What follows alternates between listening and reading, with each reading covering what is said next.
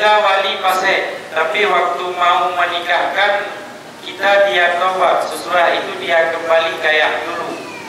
Itu bagaimana? Nggak apa-apa, nikahnya sudah sah.